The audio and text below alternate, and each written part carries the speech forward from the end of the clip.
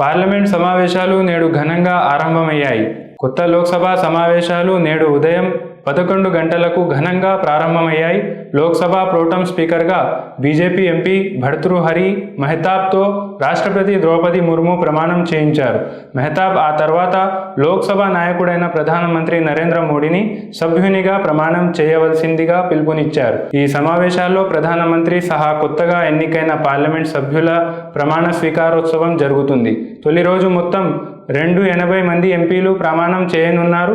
మిగిలిన వారితో మంగళవారం ప్రమాణ స్వీకారం చేయిస్తారు. అనంతరం స్పీకర్ ఎన్నికకు నామినేషన్లు స్వీకరిస్తారు.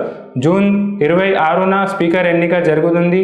అయితే ఇటీవల నిర్వహించిన NEET, UGC NET paper leakage ఆరోపణలపై చర్చలు, ప్రోటైమ్ స్పీకర్ నియామకం వంటి అంశాలపై బీజేపీ నేతృత్వంలోని ఎన్డీఏ ప్రభుత్వాన్ని ప్రతిపక్షాలు ఇరుకున పెట్టే అవకాశం ఉన్నందున తొలి సెషన్ హోరాహోరీగా ఉంటుందని భావిస్తున్నారు.